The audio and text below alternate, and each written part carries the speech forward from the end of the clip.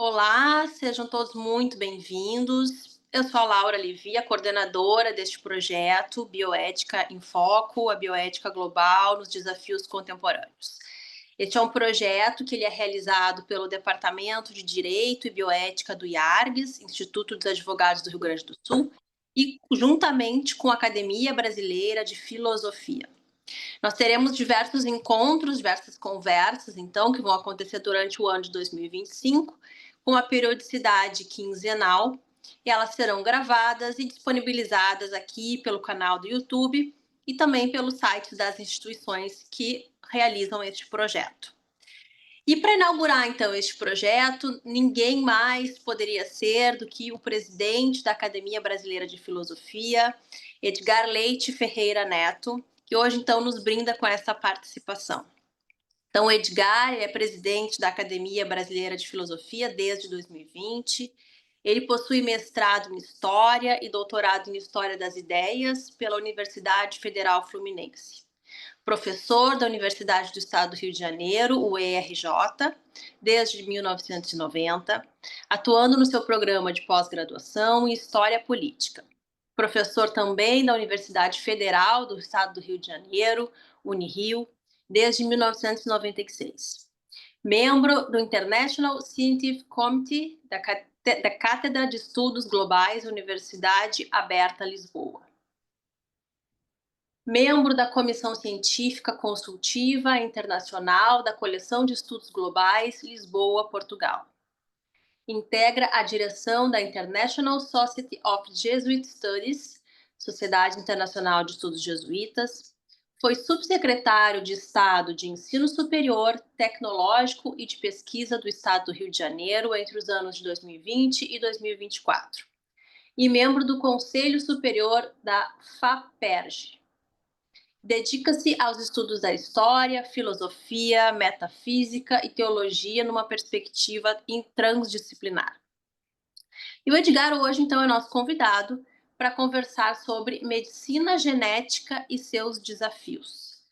Seja muito bem-vindo, Edgar, muito obrigada pelo teu aceite e muito obrigada por a academia estar fazendo parte desse projeto que é tão importante. Palavra tua. Bom, boa tarde, Laura, boa tarde a todos. Para nós é importante participar desse debate, que é um debate, para nós da Academia Brasileira de Filosofia, é importante participar desse debate, que é um debate sobre os rumos da ciência, os rumos da ética e da moral no que diz respeito às relações que os seres humanos estabelecem entre si, principalmente no campo do cuidado biológico, do cuidado da natureza, né, da condição da pessoa humana, do ponto de vista material e físico. Essa questão é uma questão de grande significação, porque nós estamos, e esse é um processo que está em movimento nos últimos 200 anos, pelo menos, mas as suas raízes são ainda mais profundas, tem a ver com a independência da matemática, de uma subjetividade espiritual e a sua utilização para se alcançar conhecimentos objetivos de coisas invisíveis, e a matemática, no momento em que ela se torna independente, em que ela passa a ser utilizada pelas ciências, especialmente no campo da biologia, ela tem efeitos na medicina e em outras áreas correlatas, e tem efeitos significativos. Então, principalmente, né, a partir de 200 anos para cá, mas especialmente no último século, século XX, e acima de tudo após a Segunda Guerra Mundial, nós tivemos um avanço sem precedentes da medicina e diversas questões passaram a ser levantadas sobre os rumos do saber humano em função desse desenvolvimento, né, da experiência da vida humana a partir desse desenvolvimento. Então, é um tema significativo. Vocês sabem que o conhecimento do ser humano, o conhecimento do corpo, o conhecimento, a ideia de que o homem pode curar o homem é uma ideia muito mais antiga do que tudo isso que a gente está falando. Isso vem da medicina grega, das tradições gregas, né? Hipócrates já havia afirmado essa possibilidade. E isso é muito importante, porque, embora o homem, né, a pessoa humana, ela não tenha um controle sobre as coisas que lhe permita viver com tranquilidade a sua existência, a intranquilidade, uma certa ansiedade com relação ao próximo momento é alguma coisa constante na condição humana, principalmente porque ela tem a capacidade de projetar e planejar de uma forma que lhe propicia a possibilidade de escapar de uma forma ou de outra de riscos reais à sua própria vida, né? Esse movimento de inquietude, essa ausência de controle sobre tudo, na verdade, foi, de alguma forma, lá em Hipócrates, já relativizado, quando Hipócrates afirmou que podíamos, sim, controlar pelo menos as nossas doenças. Essa afirmação hipocrática, que funda a medicina e torna a medicina uma ciência viável, um conhecimento viável, no sentido de conhecimento viável, ele se desenvolve ao longo dos séculos, sempre, no sentido de dotar a sociedade de mecanismos pelos quais as doenças possam ser minimizadas, as doenças crônicas possam ser administradas, algumas possam ser curadas, e a gente amplie permanentemente o conhecimento sobre o que elas são. Esse movimento, portanto, implica já de cara algum tipo de capacidade de intervenção nos acontecimentos. É claro que sempre existiram questões que sempre foram entendidas e consideradas como limites nesse conhecimento. Por exemplo, basicamente a questão da morte, que não é e nunca foi algo que pudesse ser resolvido por qualquer tipo de conhecimento humano. Mas, entre o nascimento e a morte, se chegou à conclusão de que muita coisa podia ser administrada, curada e assim por diante.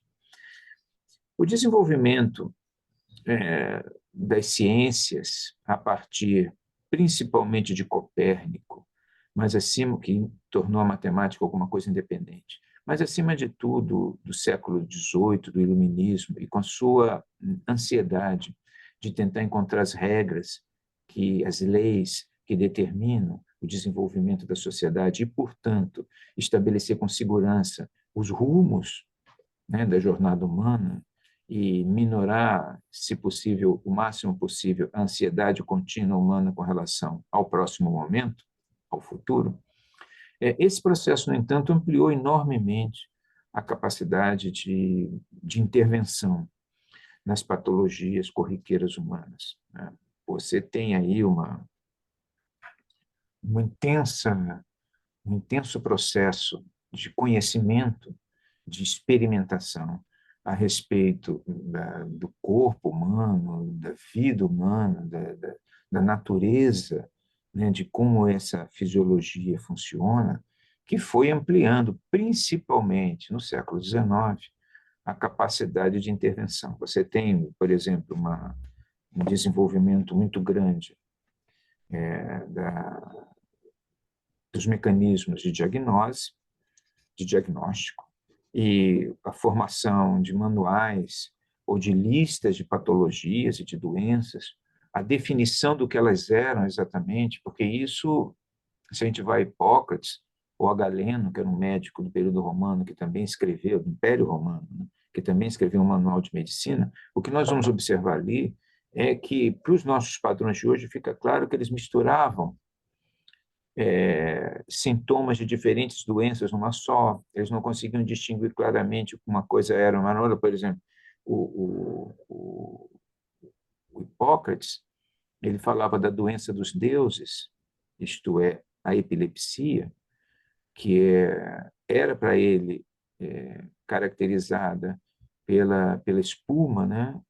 Pela contração dos braços, dos movimentos musculares e pela espumar da boca, mas ele misturava, ele considerava que todo ato de espumar ou que todo ato de contrair, né, ou de ter convulsões, se remetia à mesma doença. Depois do século XVIII, século XIX, com as observações mais precisas, né, mais racionais, mais matemáticas, no sentido de lógicas, e excluindo elementos espirituais ou subjetivos, se definiu bem melhor o que eram as doenças. Inclusive, há uma dificuldade entre os historiadores da medicina em identificar doenças antigas, medievais, por exemplo, ou mesmo modernas, do século XVI, XVII, que não eram claras no diagnóstico que elas portavam. Então, a partir do século XIX, houve um avanço muito grande dos diagnósticos, da definição das doenças, se definiu bem, se descobriram coisas. E no que nos interessa atualmente, e aí você tem um avanço imenso, porque quando eu falo que a matemática é importante, no geral, para o desenvolvimento das ciências, ou é também para o desenvolvimento da medicina, porque as medições passaram a ser crescentemente imprescindíveis aos diagnósticos. As pessoas percebem isso claramente hoje em dia, quando você recebe os seus exames de sangue e você só vê números, né, associados a determinados elementos que estão no sangue, componentes, né, moleculares ou químicos no sangue, e ao lado dos números, curvas estatísticas, que servem para as pessoas e os médicos poderem situar aproximadamente aonde aquelas medições estão dentro das curvas gerais de saúde. A gente sabe muito bem que essas curvas estatísticas, o problema da estatística, são aqueles que estão fora da estatística.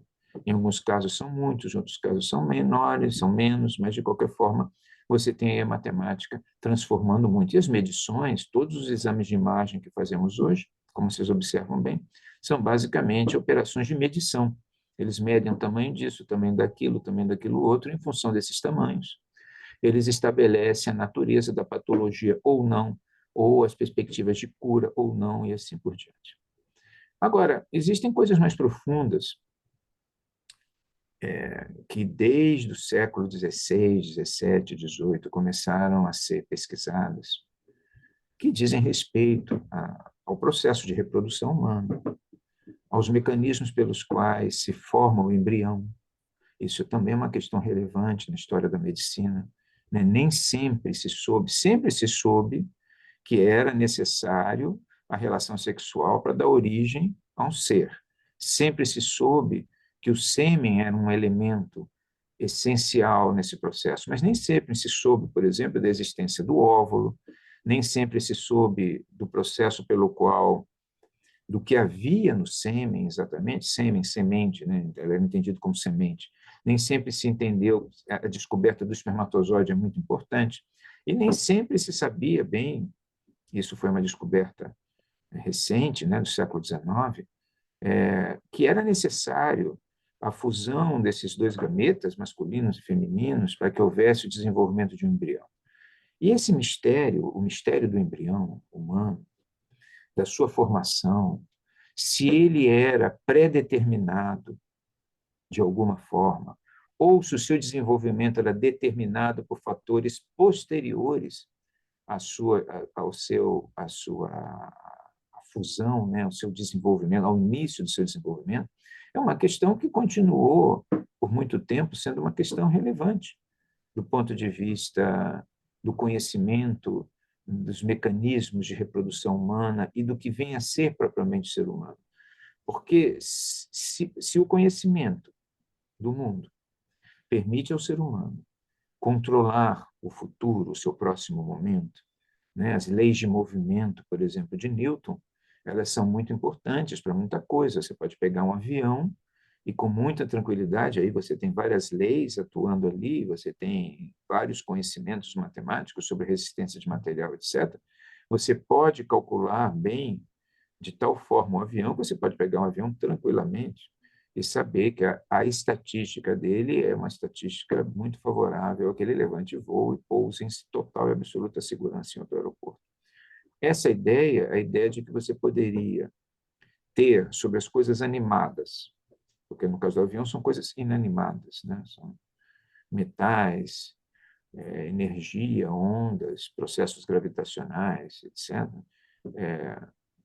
velocidades, relações, equações diversas, mas tratando de coisas animadas, mas que sobre coisas inanimadas, mas que sobre coisas animadas você poderia ter o mesmo tipo de conhecimento, o mesmo tipo de controle, e especialmente que sobre o ser humano você pudesse estabelecer esse mesmo tipo de controle e previsão, é uma ideia que começa a se desenvolver com o iluminismo.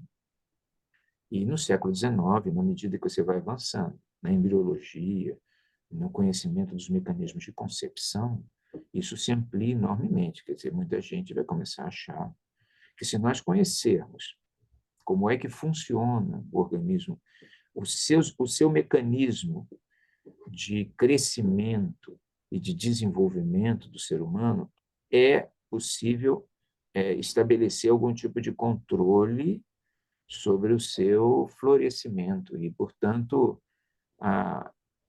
impedir imprevisibilidades no seu comportamento, por exemplo, ou nas suas atitudes. O século XIX, a teoria de Darwin sobre a evolução, ela exerce um papel muito importante sobre isso, porque embora Darwin propriamente não tivesse estabelecido qualquer tipo de hipótese sobre os seres humanos e o seu desenvolvimento futuro, muita gente começou a achar que era possível você moldar o ser humano de alguma forma, através de algum tipo de procedimento de natureza científica, e permitir a melhoria do ser humano, não só a sua melhoria física, mas também a sua melhoria psicológica, mental, existencial. As doutrinas eugênicas, que começam a ser desenvolvidas no século XIX, partem do princípio de que é possível você conhecer e fazer uma intervenção. É muito importante as experiências genéticas de Mendel, que é um padre que fez trabalho com ervilhas, né, que se reproduzem em pouco tempo, então você pode ter uma visão no tempo humano, uma visão de várias gerações de ervilhas, e, portanto, você tem condições de mensurar o desenvolvimento multigeracional de tendências e mutações genéticas.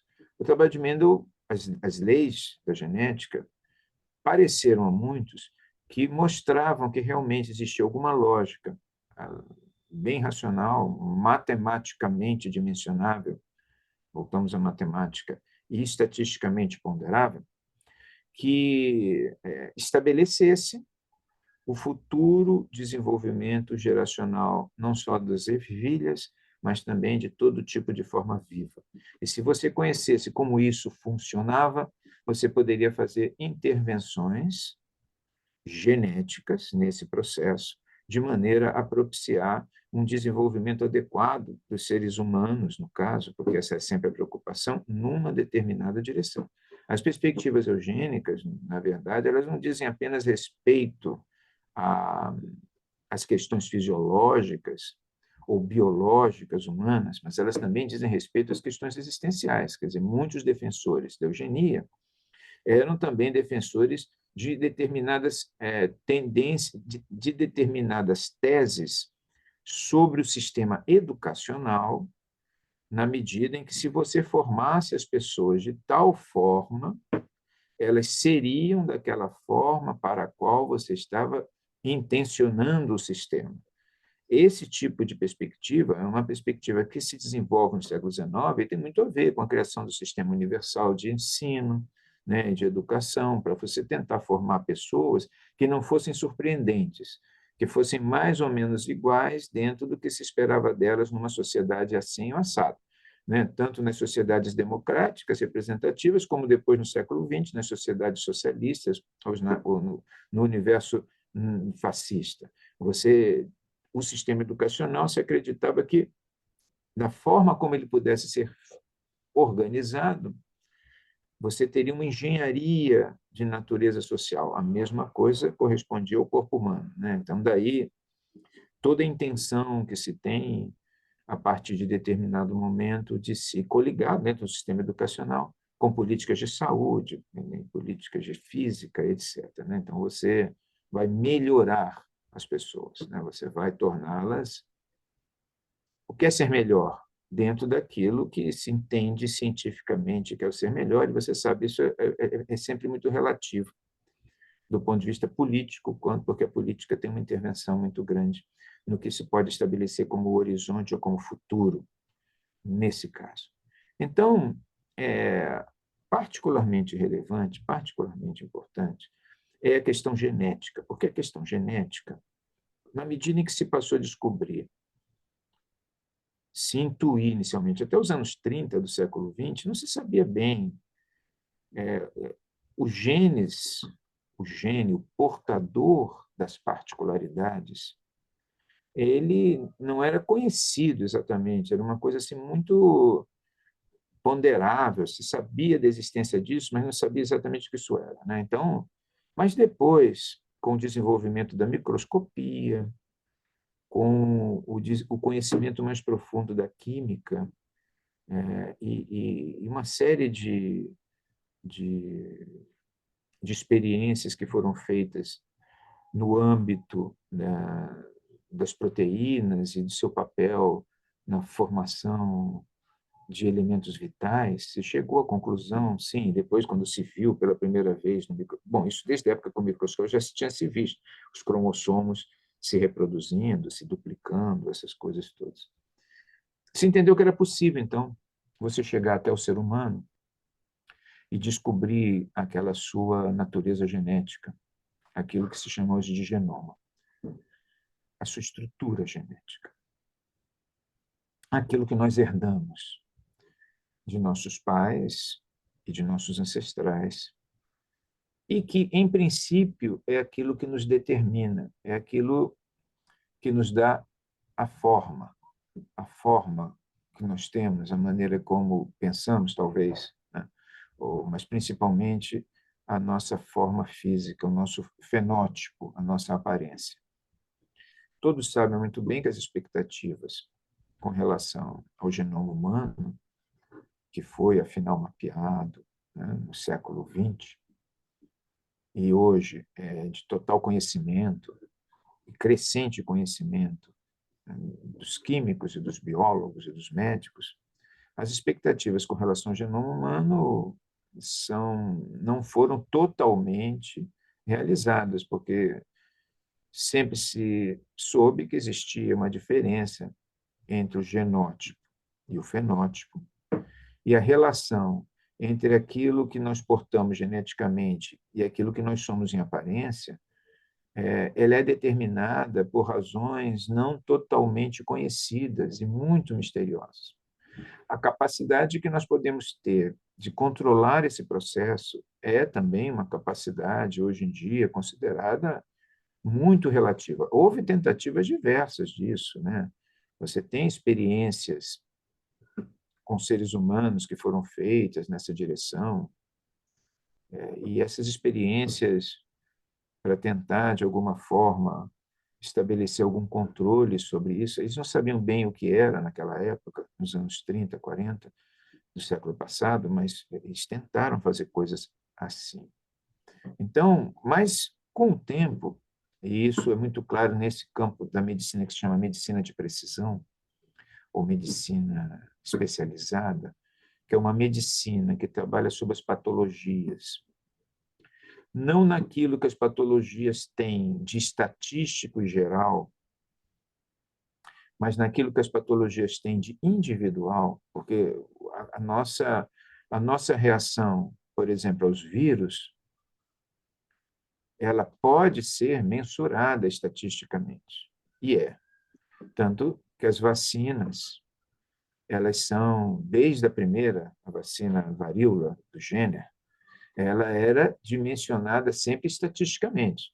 Por que se começou a vacinar contra a varíola né, no final do século XVIII, princípio do século XIX, contra, inclusive, a posição de muitos. Porque se ponderava que, embora a vacina pudesse ter os seus riscos, estatisticamente se achava que a imunização, uma vez realizada, era capaz, estatisticamente, de diminuir o número de mortes, e o número de mortes causado pela vacina em si era menor do que o número de mortes causado pela doença em si. Tudo isso são questões estatísticas que medem, porque, na verdade, isso se sabia desde Hipócrates, apesar de existirem doenças gerais que podem ser estabelecidas em livros e manuais diagnósticos, a reação da pessoa a essa doença é sempre particular. Ela pode estar inserida dentro da estatística de uma determinada forma ou não. Tanto que quando você recebe o teu exame de sangue, você tem ali um conjunto tem os números, ao lado a estatística, com uma variação bastante ampla em alguns casos, e mesmo dentro daquela variação ampla da estatística, muitas vezes o médico vai dizer, não, mas isso, você está com esse número fora da estatística, mas no teu caso, isso não quer dizer muita coisa. Então, a medicina diagnóstica, a medicina de precisão, a medicina que emerge do conhecimento genético, ela é uma medicina personalizada. Ela busca não apenas o tratamento estatístico geral, mas a reação particular que aquela pessoa tem diante daquela doença. A gente sabe muito bem que isso acontece porque as pessoas, às vezes parentes, têm o mesmo vírus, a mesma gripe, eu estou falando de gripe, né? E uns têm uma gripe fortíssima e outros não, é apenas um espírito. Quer dizer, as reações são diferentes, né?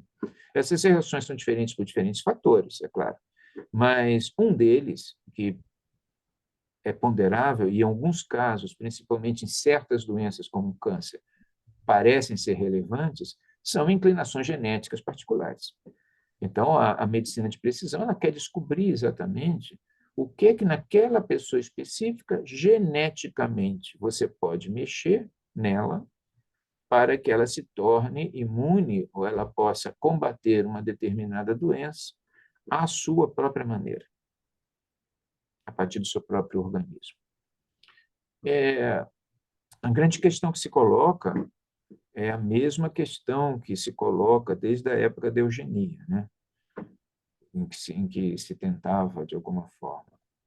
É possível, realmente, se mexer nos genes humanos de tal forma que você tenha um controle total sobre aquilo que o ser humano pode ou não manifestar em termos de patologia? É possível que a patologia seja curada a partir dos elementos genéticos, mas o principal, como mexer com um gene específico sem mexer com todos? O grande problema, então, é que é uma medicina extremamente cara, mas principalmente é uma medicina extremamente perigosa. Eu já ouvi casos, por exemplo, que uma determinada proteína que poderia neutralizar um determinado gene, ela neutraliza de fato esse gene, que é um gene patológico, ou que gera qualquer tipo de, ou que torna a pessoa individual receptiva a uma determinada doença, mas, ao mesmo tempo, ela altera outro gene da escala do genoma. E ela pode ser mortal também. Então, a medicina genética, como tudo aquilo que diz respeito à genética, mexe com elementos desconhecidos. Além do mais, existem questões diversas que os advogados se dedicam a tratar, que dizem respeito à privacidade das suas informações genéticas, que é também um tema hoje em dia muito disputado, um tema assim central, né? Porque a privacidade ela garante que você, como um indivíduo, tem aquela tua herança genética preservada de outras pessoas que podem dela fazer outros usos que você não autorizou de forma alguma a fazer. Por exemplo, utilizá-la para formulação, para elaboração de medicamentos, utilizá-la para te cercear socialmente, né? Se as pessoas descobrem que você tem um determinado gene que é considerado um gene pernicioso, patológico de alguma forma, elas podem agir como agiam na época da eugenia, sem conhecer genes, por outras razões, mas você conhecendo isso também pode ser evocado, para te cercear, limitar e até mesmo te exterminar, eliminar como pessoa.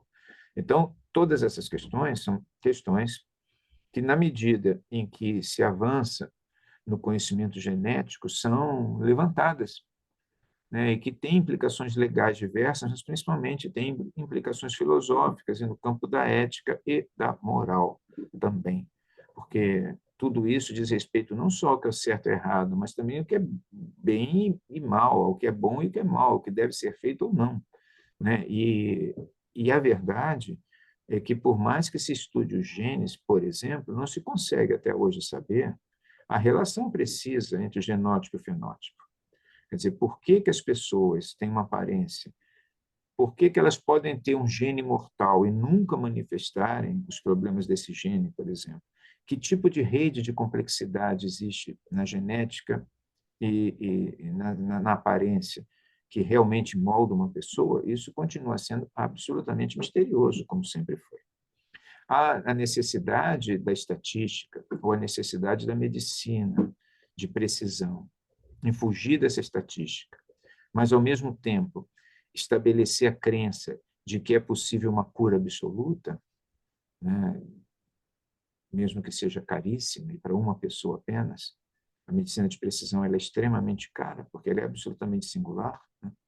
Essas crenças são crenças que os seres humanos têm a respeito do conhecimento, que, em alguns casos, como no caso dos aviões, é possível de você estabelecer um controle efetivo sobre os processos futuros.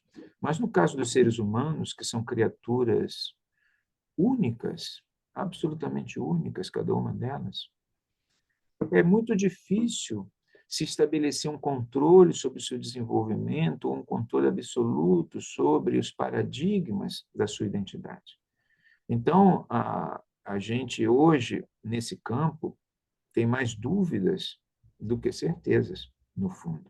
E quanto mais se amplia o conhecimento do ser humano, do ponto de vista biológico, maiores são as dúvidas e as incertezas sobre o que é, na verdade, o ser humano. Você observa que essa indústria toda de medicamentos que hoje domina o mundo, né?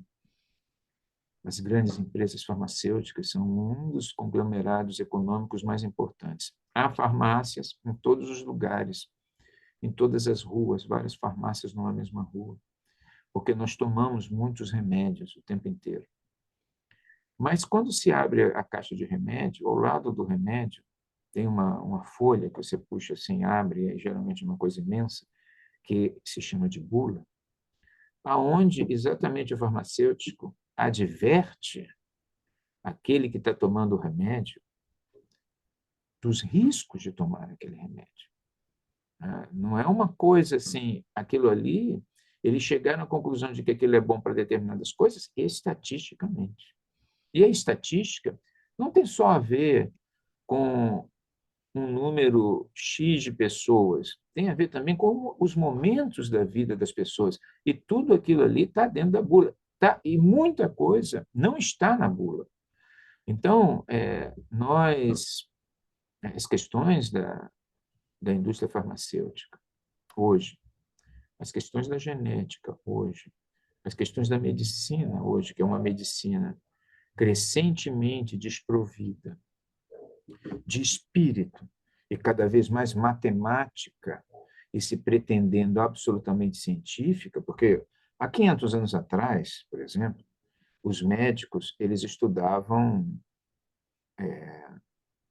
ervas e seus efeitos, estudavam eles não conseguiam ver o que a pessoa tinha dentro de si mesma, né? Então, eles estudavam sintomas visíveis e estudavam, por exemplo, astrologia. Era uma matéria do curso de medicina. Era muito difícil um médico ouvir um paciente, um bom médico, no século XVI, por exemplo, sem fazer uma carta celeste, uma carta astral do paciente. Ele achava que aquilo era importante no diagnóstico. Hoje em dia, a matematização, a independência tornaram os médicos, a medicina em si, muito dependente dos exames de imagem e dos números. E dos números, não estou dizendo que astrologia, que eles devessem voltar a estudar astrologia. O que eu estou dizendo é que as questões subjetivas, a arte da medicina, né, que não é uma arte, que é uma arte de simpatia, empatia e uma capacidade de entender processos, não apenas os processos visíveis, mas os processos invisíveis, e que muitas vezes não são matematizáveis, porque a ação dos sentimentos sobre o organismo, a ação das subjetividades sobre os organismos individuais, essa ação, ela não pode ser quantificada, ela não tem como ser quantificada. Os homeopatas unicistas até tentavam isso, mas isso não é possível. Cada caso é um caso, na verdade, muito além do que os homeopatas unicistas pretendiam. Na verdade, cada caso é um caso e o médico ele tem que ser capaz de perceber isso. É uma arte, né? Uma coisa assim. Por isso que eles estudavam astrologia, na verdade, porque eles tinham que ter recurso a coisas que permitissem ver coisas invisíveis e que não eram contáveis, e que a matemática não resolvia. Então, esses desafios são desafios muito importantes e que se ampliam, porque quanto mais você conhece a genética, maior é a ilusão ou a precipitação em acreditar que a genética pode permitir determinadas alterações, que até pode, e até certas intervenções, mas não é certo que qualquer coisa possa ser feita ali, sem que isso não cause danos ou mesmo letalidade naquele que está sofrendo o tratamento. Então, essas são algumas questões, né, que eu tinha que levantar a respeito disso, questões breves, na verdade, mas que dizem respeito à maneira como a medicina se desenvolveu e como que o conhecimento do ser humano ele se ampliou, mas ao mesmo tempo a capacidade humana de intervir se tornou cada vez mais complexa e paradoxal. É verdade, como se diz, que as pessoas hoje vivem mais do que há 500 anos atrás. Vivem uns 30 ou 40 anos a mais, em média. E isso faz uma diferença muito grande para quem vivia em média entre 40 e 50 anos, há 500 anos atrás. No entanto, a vida 500 anos atrás, até os 50 anos de idade, era muito menos complexa nas suas dimensões existenciais do que a vida de quem vive hoje até os 90 anos de idade. Quer dizer, você tem uma extensão da vida, mas você tem também o surgimento de novos problemas e questões que decorrem dessa extensão da vida, que tornam a existência humana bem mais difícil em si do que ela era. Né? Não é só, eu não estou falando só do custo, que é evidente que o custo de você viver até os 90, até os 100 anos, o custo, estou falando financeiro, é infinitamente superior do custo que em 1500 uma pessoa tinha para viver até os 50 anos de idade. Né?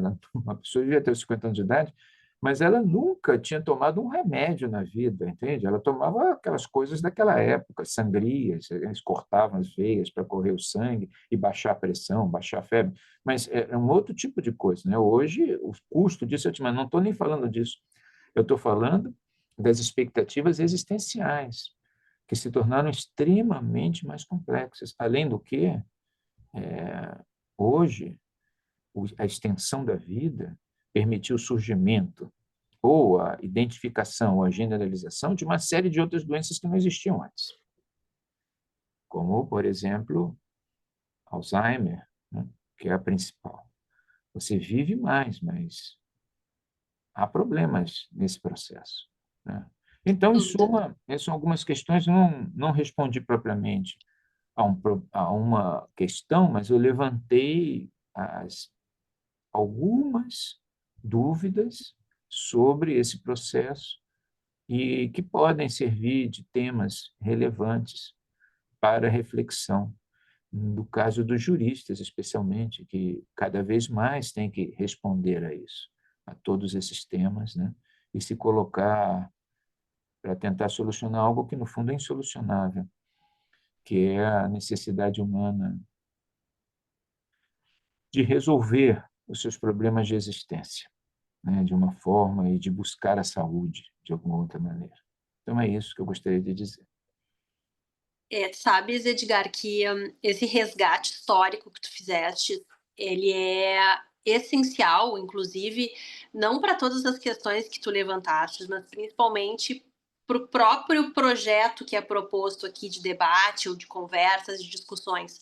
Porque tu ias falando e eu ia trazendo e fazendo anotações de pontos que são pontos de muita reflexão da bioética hoje, da bioética de muito tempo atrás e da bioética hoje, que tem temáticas que elas são persistentes. Assim como nós temos as temáticas emergentes dentro da bioética, que são situações que vão surgindo justamente e principalmente com as questões hoje da era digital, da tecnologia, que surgem novas questões e novas situações, e também entra dentro das questões da medicina de precisão, e da saúde, muitas vezes denominada uma saúde 4.0, uma saúde tecnológica, essas terminologias, mas nós temos também aquelas nossas temáticas persistentes da bioética.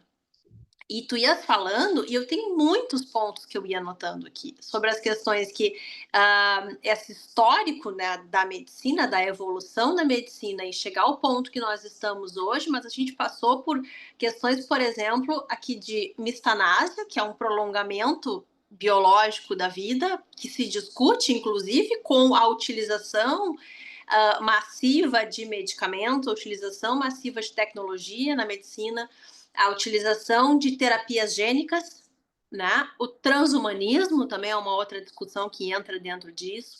As novas eugenias, por conta justamente de manipulações genéticas, e aí eu já fiz uma anotação referente à questão da própria reprodução humana, que tu fizestes, né, uma parte, assim, dessa evolução, porque hoje, na nossa questão de reprodução humana, quando a gente pensa na reprodução medicamente assistida, que intervém técnica médica de precisão, nós temos as possibilidades e as discussões de testagens genéticas, né, exames genéticos pré-implantacionais.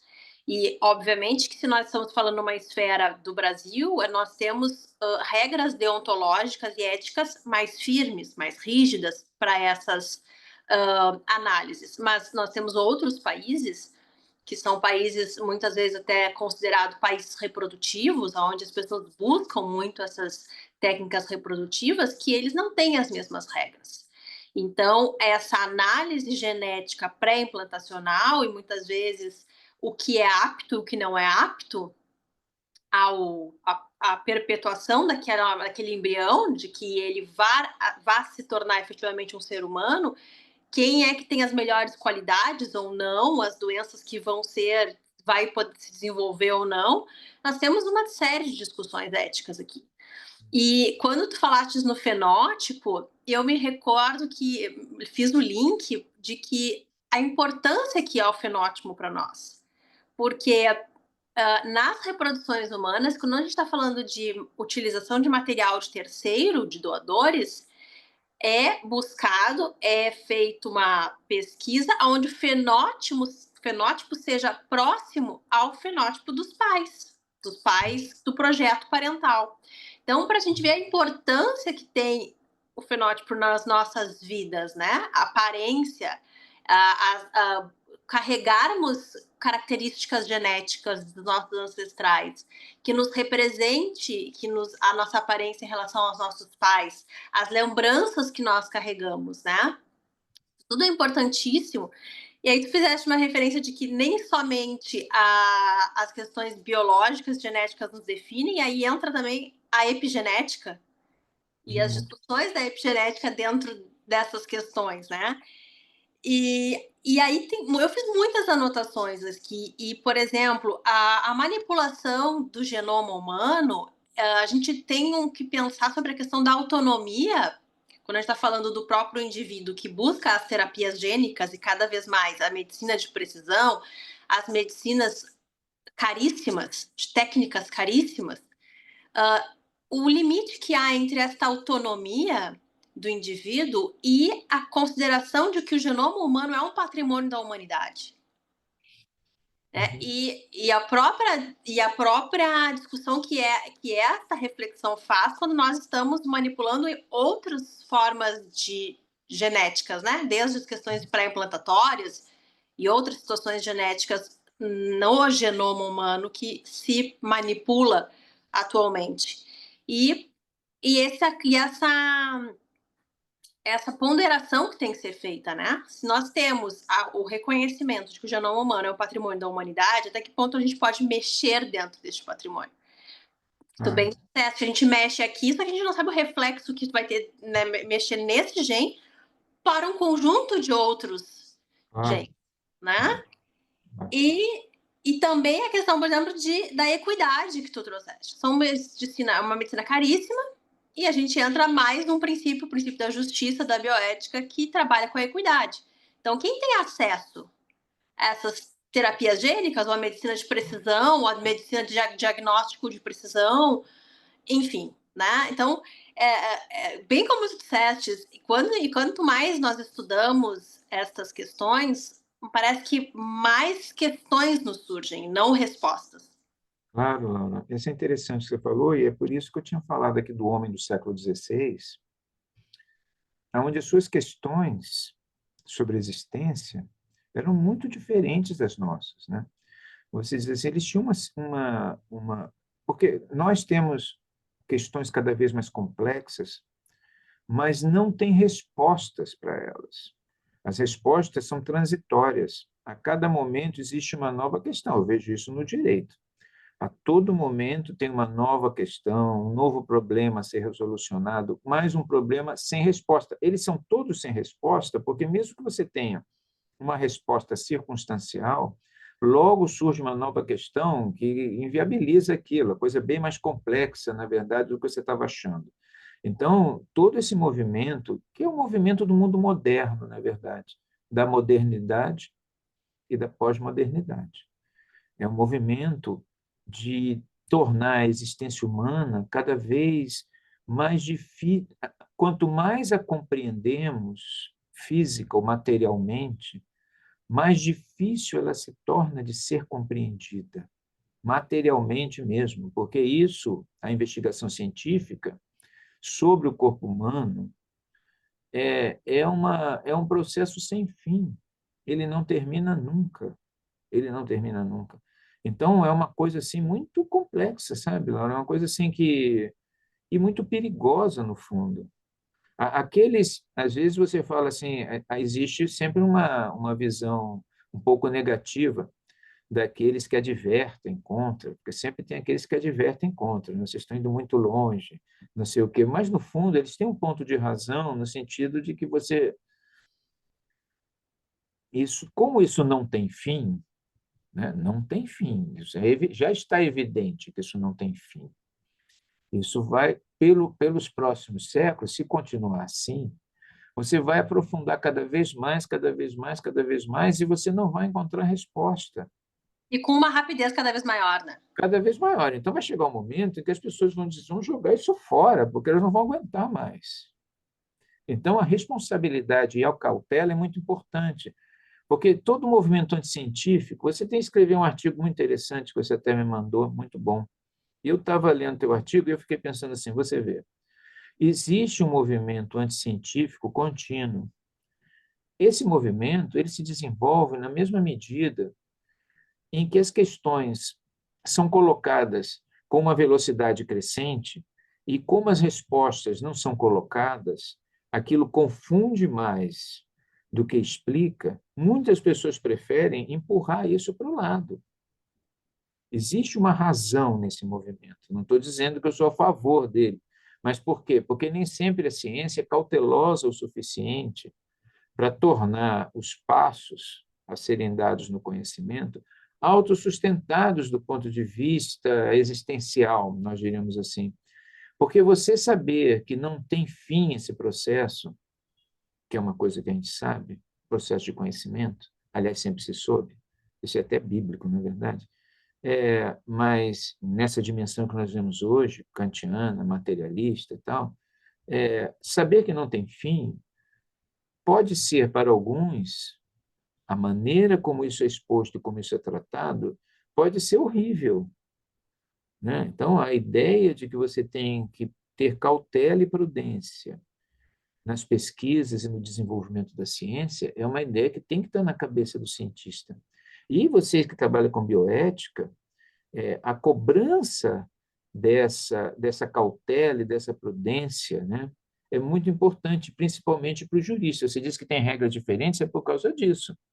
Você vai ter aqueles sistemas judiciários que vão recomendar prudência. Não. Eu posso fazer isso? Não, você não pode fazer isso. Mas nunca não, nunca não. Pode ser que algum dia você possa. Mas primeiro vamos saber exatamente o que vem antes disso e quais são as implicações disso para a gente poder autorizar isso, né? É assim que tem que ser. É. Não, sem dúvida. A grande questão é que o conhecimento científico, ele não tem qualquer mais limite, a gente já sabe disso. O único limite que nós temos que perseguir, digamos assim, é um limite ético. É a única modulação, talvez seja a palavra, que a gente possa utilizar como sendo o que, até onde nós podemos ir.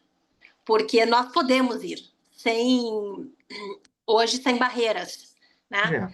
É. Com, com o conhecimento se expandindo, com a rapidez que vem se expandindo, nós temos quase que sem barreiras no sentido técnico e científico. Mas a gente tem que ter sempre as barreiras éticas. São as barreiras que talvez nos segurem em, né, umas Sem dúvida. membranas éticas que possam nos segurar de alguma maneira. E uma das condutas éticas, isso, volto a insistir nisso, mais relevantes, é a prudência. Sem dúvida. Sem dúvida. Prudência, como virtude. Né? Essa coisa de você cobrar a prudência, a cautela, né? Isso não é que você seja contra, você tem que ser prudente. Né? E você tem que estar estabelecido eticamente essa prudência. Né? O cara tem que ter isso, porque senão você destrói e não constrói. Você Ah, destrói e não constrói. e não é por acaso que dentro do ramo do biodireito, que é um ramo que vem ganhando crescente agora de estudo, que é a bioética dentro das questões jurídicas, né? É a gente pegar as situações jurídicas que atualmente cada vez mais nós temos menos respostas ainda, né? Porque são situações que nós já não temos muitas respostas quando nós temos legislações, codificações que nos trazem algum substrato, a gente começa a trabalhar com questões que nós não temos sequer as regulamentações. Então, nós temos que puxar algo que vá nos dar um suporte, e a bioética vem respondendo muitas coisas, com algumas orientações de declarações internacionais, com os seus princípios, com as suas normativas, a gente consegue responder. Então, a bioética entrando para o universo do direito, a gente tem uma disciplina que seria o biodireito, né? Que a nomenclatura, alguns são a favor, outros não, mas é a que vem ganhando força. E não é por acaso que o biodireito tem os seus princípios próprios, que são aqueles da bioética e mais alguns, e dentre eles nós temos a prevenção e a precaução, que justamente é no sentido de prevenir, se nós sabemos os danos, é prevenir que eles não ocorram, e a precaução é que se nós não temos a dimensão do dano, que a gente sequer faça, que a gente sequer dê o passo, porque nós não sabemos a possibilidade do dano, então se freia, que seria a prudência, né? Então, São esses mecanismos assim que a gente vem tentando utilizar para dar resposta para algumas situações, né, que acabam surgindo. É isso mesmo. Ó, muito bem. Esse é o desafio das nossas desse teu seminário online. É um seminário, né? É um seminário. É um seminário que com a duração de 1 ano aí, se der É, certo, ele vai se prolongar, assim, e é um projeto em conjunto, né, Edgar, eu fico muito feliz que a academia esteja junto nesse projeto. Para mim é muito importante que a filosofia esteja sempre próximo a essas discussões, que a gente traga esses estudiosos e pesquisadores e que a gente se aproxime muito estas áreas, para mim é fundamental, assim, eu realmente fico muito grata com essa aproximação e essa parceria da academia desse projeto. sem dúvida. A transdisciplinaridade é importante e a especialização, ela deve ser evitada nessas grandes discussões, né? A gente tem que fazer os nexos entre os diferentes olhares e as diferentes perspectivas, não tenho a menor dúvida. Não, não tenho a menor dúvida. Eu costumo dizer que na bioética que a gente trabalha de forma inter, trans e multidisciplinar ao mesmo tempo, né, de todas as formas, assim. É isso mesmo. Mas meu muito obrigada, Tá Edgar, bom. pela tua participação e volte em mais oportunidades, podemos pensar em muitas temáticas, temas não nos faltam, né, para a gente discutir, e foi Não, muito não. válido. Uma aula, verdadeiramente uma aula, e acho que nós não podíamos ter aberto, então, esse seminário de outra forma. Meu muito obrigada em nome de toda a coordenação e em nome também do IARGS, agradecer a ti pela tua participação e agradecer à Academia Brasileira de Filosofia por estar conosco nesse projeto. Eu agradeço a você, agradeço a todos que nos ouviram e desejo que esse projeto seja e será bem-sucedido para todos. Muito obrigada, querida.